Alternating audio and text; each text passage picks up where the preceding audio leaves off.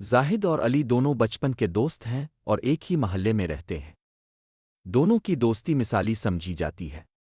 بچپن سے وہ کھیلنے کودنے کے شوقین تھے اور ہر وقت پارک گلی میں کھیلتے رہتے۔ مگر جیسے جیسے وقت گزرا اسکول کی پڑھائی بڑھتی گئی مگر ان کے کھیلنے کا شوق بھی ویسے کا ویسا رہا۔ زاہد کے گھر والے پڑھائی پر بہت زور دیتے تھے اور اسے ہمیشہ سمجھاتے کہ محنت ہی آگے بڑھنے کا راستہ ہے۔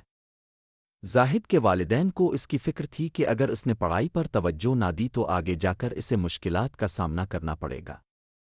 دوسری طرف علی کے گھر میں تعلیم پر اتنی زیادہ سختی نہیں تھی اور اسی وجہ سے علی کو لگتا تھا کہ کھیلنے اور وقت ضائع کرنے میں کوئی حرج نہیں۔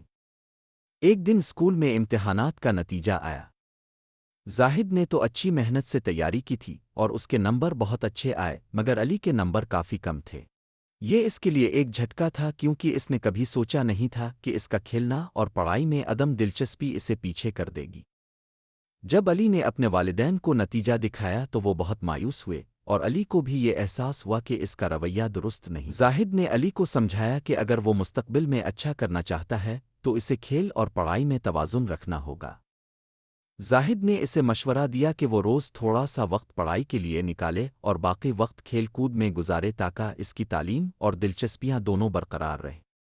اس واقعے نے علی کی زندگی میں ایک بڑا سبق چھوڑا اور اسے احساس ہوا کہ زندگی میں ہر چیز کا وقت اور اہمیت ہے۔ اس نے زاہد کے ساتھ بیٹھ کر روزانہ تھوڑی بہت پڑھائی شروع کر دی اور اس طرح آہستہ آہستہ اس کی کارکردگی بھی بہتر ہونے لگی۔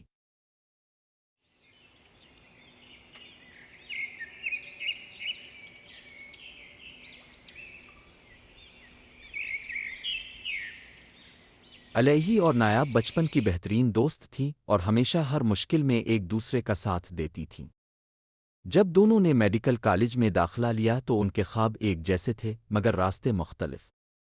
نایاب انتہائی محنتی اور پڑھائی پر پوری توجہ دینے والی لڑکی تھی۔ اس نے اپنے خاندان کا خواب پورا کرنے کے لیے اپنی تمام تفریحی سرگرمیوں کو ترک کر دیا تھا۔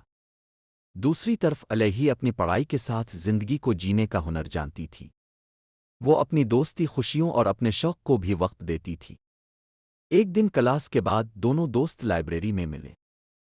یار نایاب تیرا کوئی اتا پتا ہی نہیں آج کل تو کہاں گم رہتی ہے۔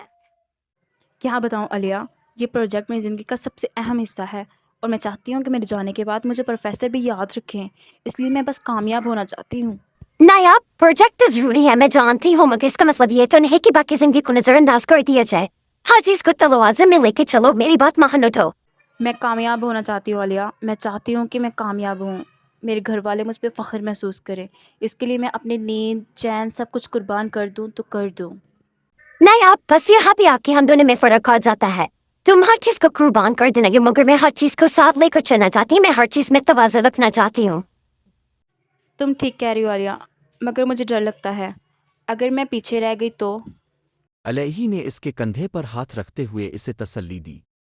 وقت گزرتا گیا اور دونوں اپنے اپنے طریقے سے پروجیکٹ پر کام کرتی رہے۔ نایاب نے اپنی زندگی کے ہر لمحے کو پڑھائی کے لیے وقف کر دیا جبکہ علیہی نے اپنے وقت کو متوازن رکھا۔ وہ پڑھائی کے ساتھ ساتھ دوستوں کے ساتھ وقت گزارتی، اپنی نیند پوری کرتی اور اپنی دلچسپیوں کو بھی وقت دیتی۔ آخرکار پروجیکٹ مکمل ہو گیا اور نتائج کا دن آ پہنچا۔ نایاب کو پروجیکٹ میں اعلیٰ ترین گریڈز ملے اور پروفیسرز نے اس کی محنت کو خوب سراہا۔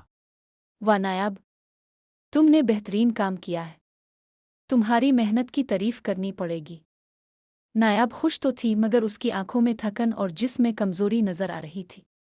اس نے علیہی کی طرف دیکھا اور مسکرا کر کہا، علیہ میں نے کامیابی تو حاصل کر لی مگر اس کامیابی نے خود کو تھکا لیا، اور تمہارے نمبرز مجھ سے صرف چند ایک آدھ ہی کم ہیں۔